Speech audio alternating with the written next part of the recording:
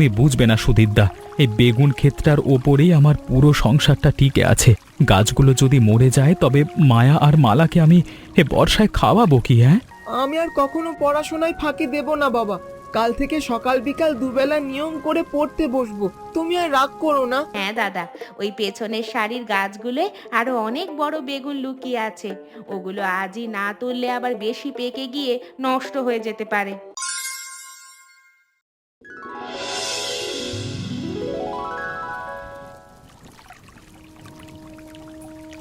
কি রে জয়ন্ত, সকাল সকাল এই মুষলধারে বৃষ্টির মধ্যে ক্ষেতের আলে মাথায় হাত দিয়ে বসে আছিস কেন?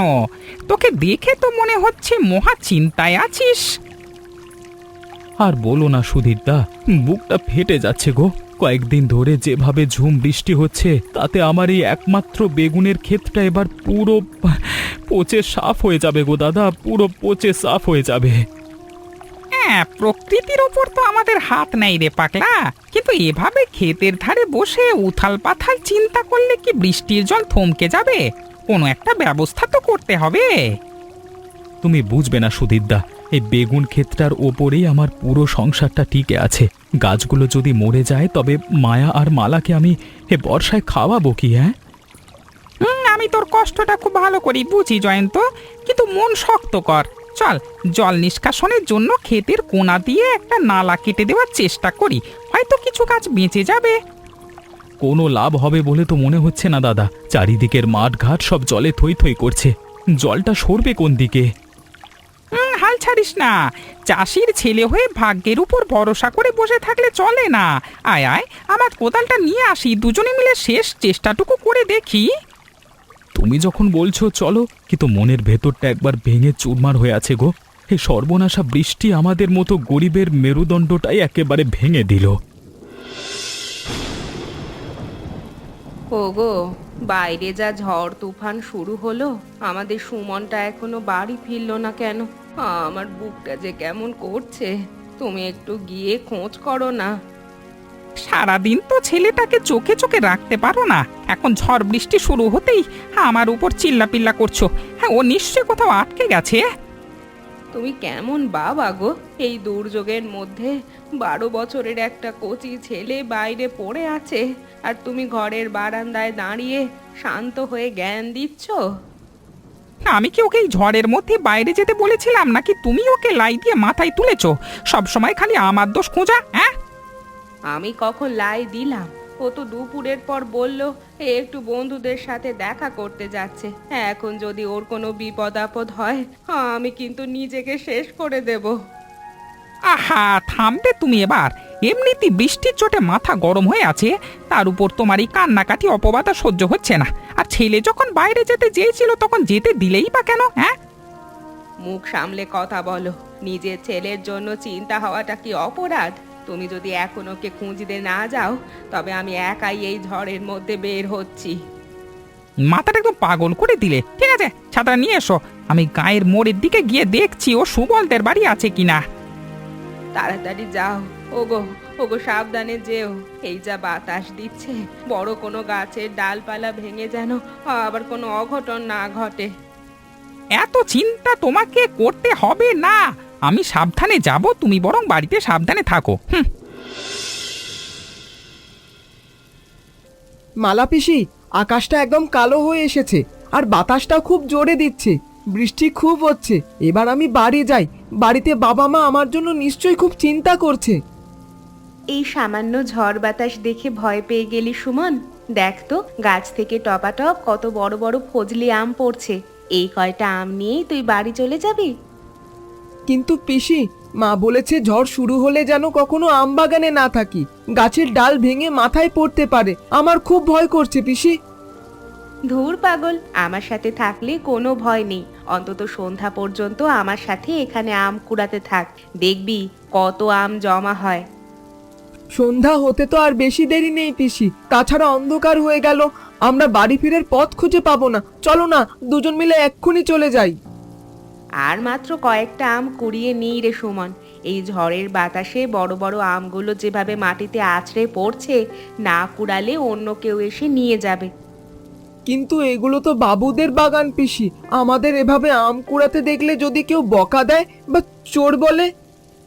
ধুর বোকা, ঝড়ের দিনে মাটিতে পড়া আম কুড়োলে কেউ চোর বলে না, এটা তো প্রকৃতির দান। তুই চুপচাপ ওই কোনার গাছটার নিচে যা, ওখানে অনেক আম পড়েছে। আচ্ছা পিসি, তাহলে ওই দিকের কটা আম নিয়েই কিন্তু আমরা সোজা বাড়ির দিকে দৌড় দেব, আর এক মুহূর্ত এখানে দাঁড়াবো না, বলে দিলাম। ঠিক আছে ঠিক আছে, তাই যাবি।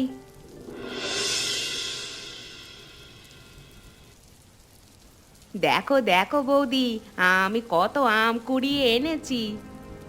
লোকের আম বাগানে তুই এই ঝড় তুফানের মধ্যে আম কুড়াতে যাস কেন মালা? তোকে কতবার বারণ করেছি, আর কোনোদিন যেন তোকে ওই বাগানের আশেপাশে না দেখি।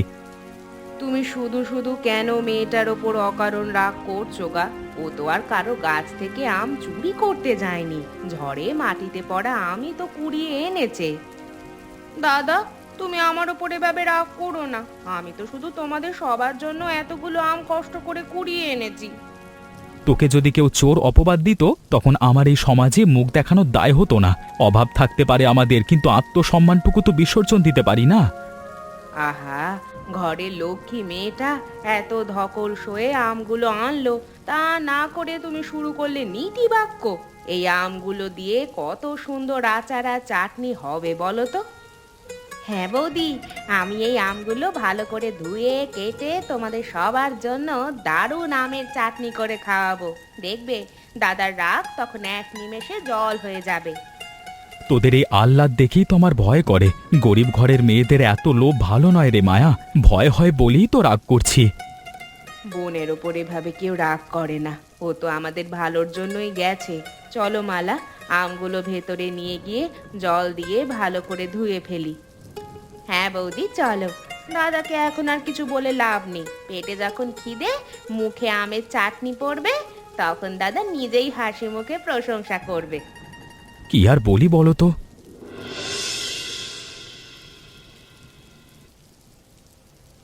দাদা, তুমি আজকেও বাজার না করে এভাবে খালি হাতে কেন ফিরে এলে? শুধু সাদা ভাত রান্না করে তো আর সেই শুকনো ভাত মুখে দেওয়া যায় না। কি করব বলো মায়া, বাজারে গিয়েছিলাম সবজির খোঁজে, কিন্তু বন্যায় সব ক্ষেত ডুবে যাওয়ায় বাজারের কোনো তেমন তরি তরকারি নেই। যা আছে দামও আকাশ ছোঁয়া। শুধু ভাত গিলবো কি দিয়ে? ঘরে একটু আলু বা ডালও তো অবশিষ্ট নেই। এভাবে দিনের পর দিন চললে তো আমাদের না খেয়ে মরতে হবে। আমি ভাবছি বৌদি, আমি যদি ছোটখাটো কিছু একটা শুরু করতে পারতাম, তাহলে আমাদের এই হতদরিদ্র সংসারের অভাবটা হয়তো কিছুটা হলেও মিটে যেত। তুই আবার কি কাজ করবি মালা? তুই তো চাষবাসের কিছুই বুঝিস না। ক্ষেতের সব বেগুন গাছ মরে পচে গেল, এখন আমার মাথায় হাত দেওয়া ছাড়া উপায় নেই। ওপরওয়ালার কি নিষ্ঠুর বিচার! এত কষ্ট করে জয়ন্ত ক্ষেতটা তৈরি করলো, আর এক সপ্তাহের বৃষ্টিতে সব শেষ হয়ে গেল। এখন আমরা চলবো কেমন করে? তোমরা একদম ভেঙে পড়ো না তো। ক্ষেতের গাছ মরে গেছে তো কি হয়েছে? আমাদের ঘরের উঠোনের এই উঁচু জায়গাটা তো শুকিয়ে আছে, এখানে তো জল জমেনি। উঠোনের উঁচু জায়গায় কি হবে শুনি? ওখানে তো সামান্য একটু জায়গা, সেখানে কি আর ক্ষেতের মতো চাষবাস করা সম্ভব নাকি? কেন সম্ভব নয় দাদা? আমি সিদ্ধান্ত নিয়েছি, এই উঁচু জায়গাটুকুতেই বেগুনের চারা এনে লাগাবো। জল না জমলে গাছগুলো মরবে না, আর আমাদের অভাবও দূর হবে। সারাদিন তুই কোথায় টোটো করে ঘুরে বেড়া সুমন? তোকে তো কোনোদিন একটু বই খাতা নিয়ে বসতে দেখি না। এভাবে চললে তুই কি করে মানুষ হবি? বাবা, আমি তো শুধু দুপুরের খেলা শেষ করে একটু মালা পিসির সাথে আম কুড়োতে গিয়েছিলাম, আমি তো কোনো খারাপ কাজ করিনি। ওগো ওগো, ছেলেটা সারাদিন পর শান্তিতে দুটো ভাত খাচ্ছে, এখন খাওয়ার সময় ও ঘরের মধ্যে অত বকাবকি করো না তো। তুমি তো ওর সবসময় ওকালতি করবেই ললিতা, ওকে অত মাথায় তুলো না। শাসন না করলে ও একদিন একেবারে বাঁদরতে পরিণত, এক নম্বর বাঁদর হয়ে উঠবে।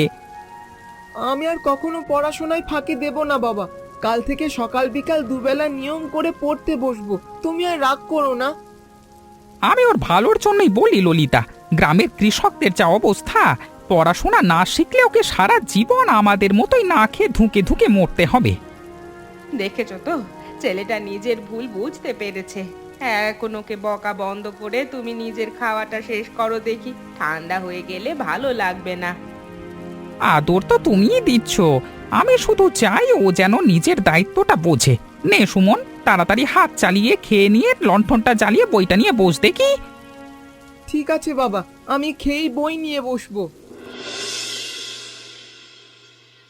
বৌদি, ওই কোণের চারা গাছটা একটু সোজা করে ধরো তো, আমি গোড়ায় ভালো করে শুকনো মাটি চেপে দিই, জল যেন কোনোভাবেই শিকড়ে জমে না থাকে।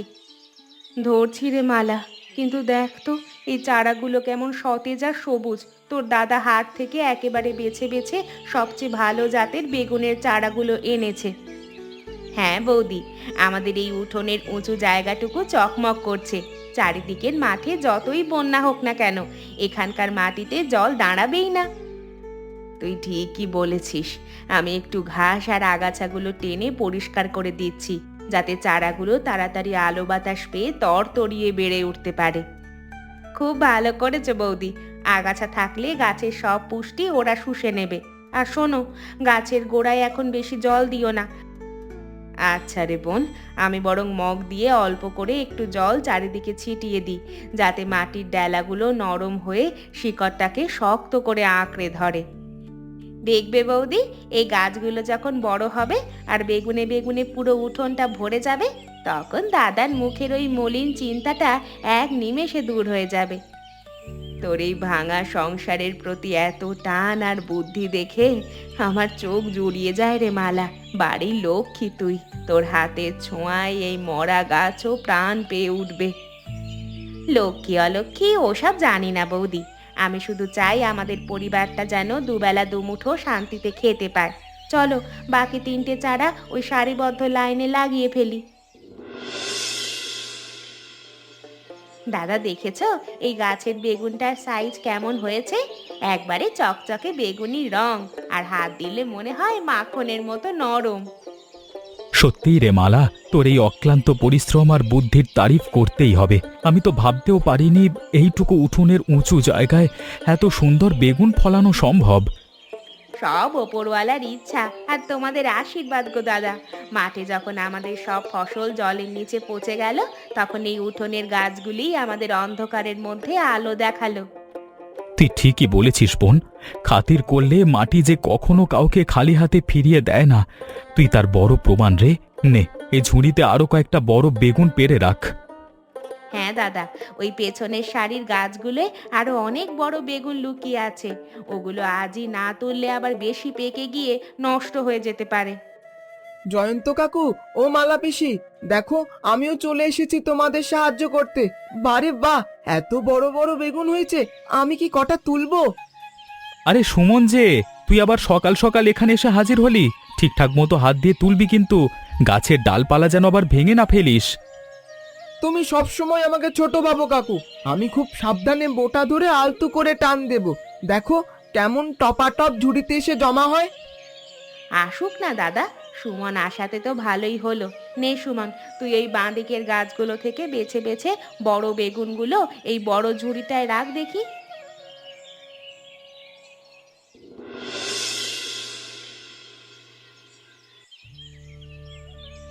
কি রে জয়ন্ত, দূর থেকে তোর শীষ দেওয়া আওয়াজ পাচ্ছি।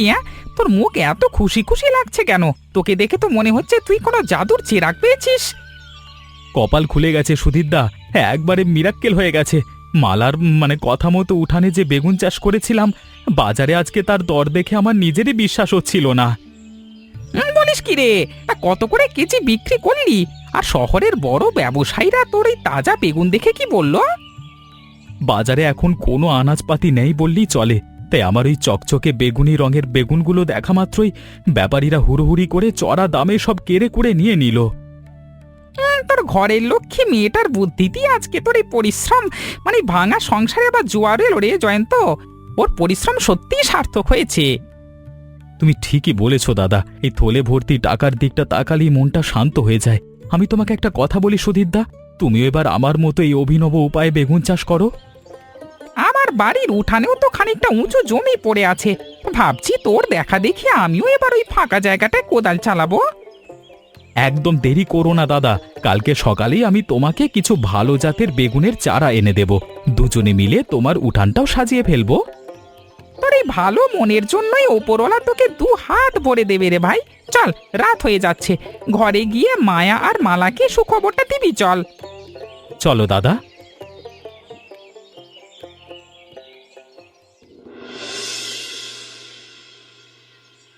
ললিতা দিদি, ঘরে আছো নাকি গো?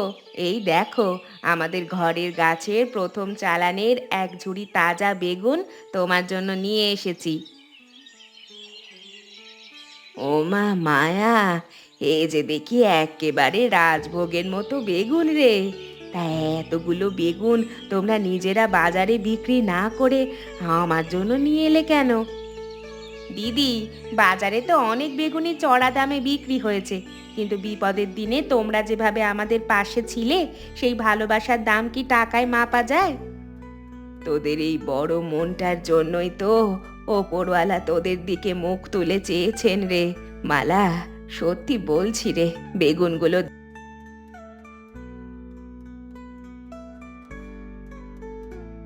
হয়েছে গো দিদি। ও যদি সেদিন ওই উঁচু উঠোনে গাছগুলো না লাগাতো, তবে আজ আমাদের উপোস করেই কাটাতে হতো। তোদের এই অভাবনীয় সাফল্যে আমি যে কতখানি আনন্দিত হয়েছি তা মুখে বলে বোঝাতে পারবো না। এই ঘোর বর্ষায় এমন তাজা আনাজ চোখে দেখাই ভাগ্য। দিদি, আজকে দুপুরের রান্নায় এই বেগুনগুলো দিয়ে সুন্দর কোনো পদ রেঁধো, আর সুমনকে পেট ভরে খাইও। ও তো আমাদের বেগুন তুলতে কম সাহায্য করছে না। তোরা বসবি না রে বোন, একটু গুড় জল খেয়ে যা। তোদের মতো এমন গুণী আর লক্ষ্মী প্রতিবেশী পাওয়া সত্যিই ভাগ্যের ব্যাপার। আজ বসবো না গো দিদি, মেঘের ডাক শুনছো না? ঘরে গিয়ে দুপুরে রান্না জোগাড় করতে হবে, আরেকদিন এসে জমিয়ে গল্প করা যাবে। শুনছিস মায়া, বাইরে কেমন হুড় করে জলের তোর নামছে, অথচ দেখ আজকে আমার মনের ভেতর বিন্দুমাত্র ভয় বা দুশ্চিন্তা নেই। ভয় থাকবে কেন গো? এবার তো আর আমাদের বেগুন ক্ষেত জলের নিচে ডুবে পচে যাওয়ার কোনো ভয় নেই। গাছগুলো তো সব উঁচু উঠোনে মাথা তুলে দাঁড়িয়ে আছে। আমি তো আগেই বলেছিলাম দাদা, মাটি যদি একবার মুখ তুলে চায়, তবে কোনো ঝড় বৃষ্টি আমাদের গরিবের পেট মারতে পারবে না। তোদের দুইজনের মুখের দিকে তাকালে আজকে আমার বুকটা শান্তিতে ভরে যায়, অথচ কয়েকদিন আগের এমন এক বৃষ্টিতে আমি ক্ষেতের আলে বসে কাঁদছিলাম। সেই কান্নার দিন এবার শেষ হয়েছে গো। আমাদের উঠোনের ওই গাছগুলো এখন শক্ত খুঁটির মতো দাঁড়িয়ে এই প্রবল বৃষ্টিকে বুড়ো আঙুল দেখাচ্ছে। আর এই বৃষ্টির জলেই তো গাছের গোড়াগুলো আরো তাজা হয়ে উঠবে গো দাদা। কাল সকালে দেখবে আরো কত নতুন ফুল ফুটেছে গাছে। ওপরওয়ালার দরবারে কোটি কোটি শুকরিয়া যে তিনি তোদের মতো এক বুদ্ধিমতী আর সাহসী দুটো মানুষকে আমার এই সংসারে পাঠিয়েছেন। শুধু ওপরওয়ালার দোহাই দিলে হবে না, আসল জাদুটা তো আমাদের মালার হাতের। ও যদি সঠিক সময়ে সঠিক সিদ্ধান্ত না নিত, তবে আজ আমরা কোথায় ভেসে যেতাম বলো তো?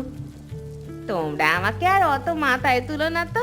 এখন চলো, বৃষ্টির ঠান্ডা হাওয়া দিচ্ছে, ঘরে গিয়ে রাতের আলু ভাতে আর গরম ভাতের থালাটা সাজিয়ে ফেলি।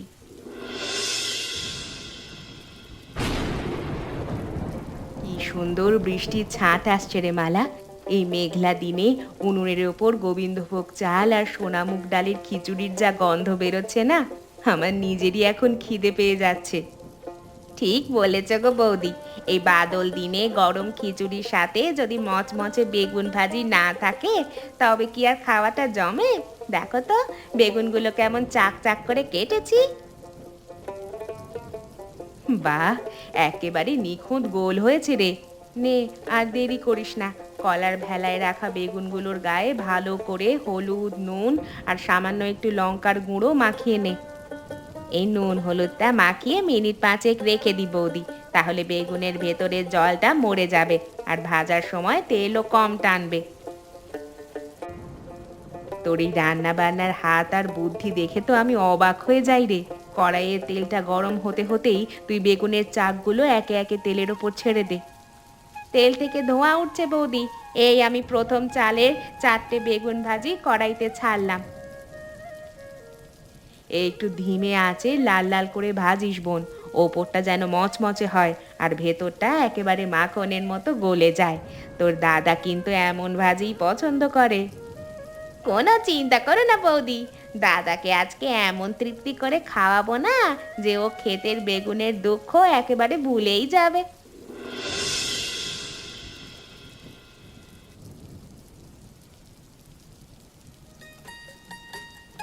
ওহ মায়া, হে বৃষ্টির দিনে এমন অমৃত আমি জীবনেও খাইনি রে। বেগুনের চাক ভাজিটা মুখে দিতেই একেবারে মিলিয়ে গেল। তুমি তো শুধু খেয়েই খালাস গো। এই বেগুনের পেছনে কার অবদান সবচেয়ে বেশি তাকে একবারও জিজ্ঞেস করলে না? মালা, তোর এই ক্ষুরোধার বুদ্ধি আর অক্লান্ত কষ্টের জন্য আজকে আমাদের এই ভাঙা সংসারের অভাব চিরতরে চলে গেছে রে বোন। তুই আমাদের এক্কেবারে নিশ্চিত মৃত্যুর হাত থেকে বাঁচালি। দাদা, তুমি এভাবে হাত ধরে কেঁদো না তো। আমি তো শুধু আমাদের পরিবারটাকে বাঁচাতে চেয়েছিলাম। নিজের উঠোনে পরিশ্রম করতে কারই বা কষ্ট হয় বলো?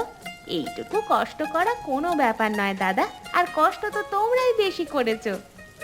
তুই যদি সেদিন ওই দুর্যোগের রাতে ক্ষেতের মরা গাছ দেখে আমার মতো ভেঙে পড়তিস, তবে আজকে আমরা এই বৃষ্টির রাতে হয়তো না খেয়ে উপোস করে কাটাতাম।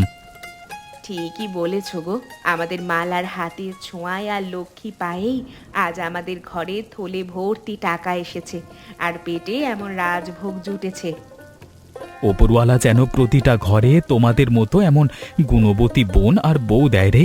আজ থেকে আমি আর কোনো দিন তোকে আম কুড়াতে যাওয়ার জন্য বকা দেব না। তোরা দুজন আমাদের ঘরের মাথা হয়ে থাকবি। মেয়ে বলে কখনো তোদের অবহেলা করব না। দাদা, আমরা পেট ভরে শান্তিতে খাচ্ছি, এই দৃশ্যটা দেখতে পাওয়াই আমার জীবনের সবচেয়ে বড় পাওয়া। এমনটা যেন সারা জীবন থাকে। সত্যি রে বোন, আজকে থেকে আমাদের সুদিন শুরু হলো। নে মায়া, মালাকে আরো দুটো বেগুনের চাক ভাজি দে। আজকে আমরা সবাই মিলে পেট পুড়ে উৎসব করব।